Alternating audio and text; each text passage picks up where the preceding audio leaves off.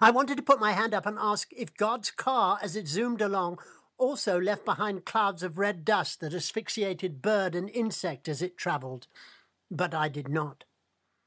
I wanted to put my hand up and ask if God's car had any gears, especially a reverse gear. I was thinking that a reverse gear would be a good idea for God's car because if there were any mistakes to be fixed, God could just reverse over the mistakes and then drive forward again. This way he could repair the mistakes and make certain they never occurred again. But I did not ask. I wanted to put my hand up and ask if God's engine ever broke down. But I did not. But I should. Was a submersible borehole pump not a part of God's engine? I won't ask. But if God was in control of an engine, any engine, then he would know how to repair it. But I should ask. A borehole was an engine. It had an engine, a pump. It was buried deep down in the shaft after the drilling machine. Clunk, clunk, clunk, had driven away, leaving mounds of red clay and diesel and black oil stains on the grass. Yes, a pump engine that sucked the water from down there where it was quiet and still and dark, immersed in the bowels of the earth, where the sun didn't shine and where the water was sweet. I won't ask. I will. Will not. Will. I raised my hand. Meneer? Meneer Gerber had his feet up on the desk. He twisted his feet and separated them so he could get a view of me. He remained lounging back in the wooden chair that often creaked with the sound of a timid fart. He looked at me between his polished shoes.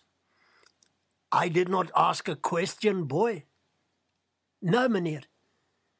Then what the bloody hell do you want? You're in deep kak, Roynek. That was Piscop's whispering voice.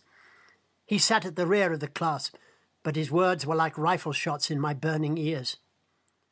Stand up. Feet. Make me stand. Please.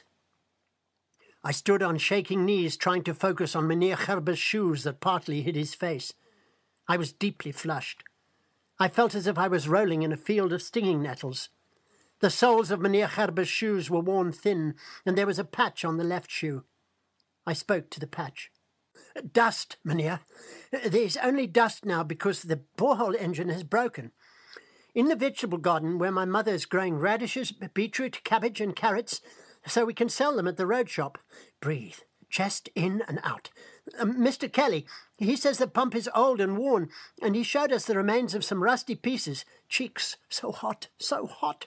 So now there is no water, Meneer, because of the pump, so we're carrying water now from the dam in Mr. Kelly's jerry cans. Bare feet now sweating on the wooden floorboards and toes curling.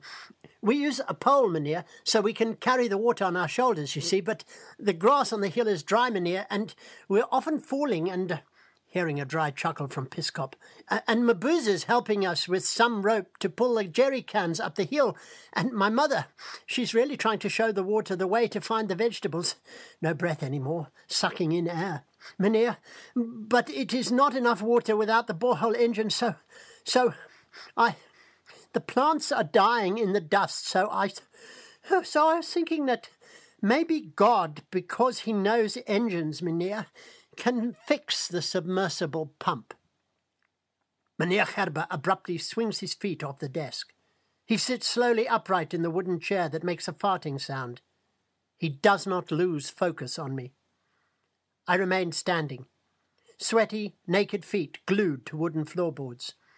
A strong smell of chalk, suddenly a waft of Piscop's sour body odour.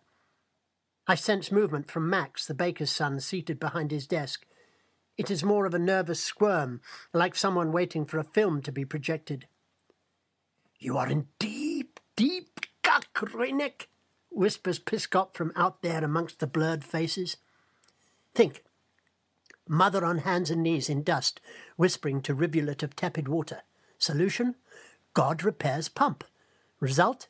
Mother not necessary to be on hands and knees in dust, whispering to tepid water. Are you... His voice is shrill with pain like the sound of a rugby player makes when he's kicked between the legs. He coughs, then again speaks.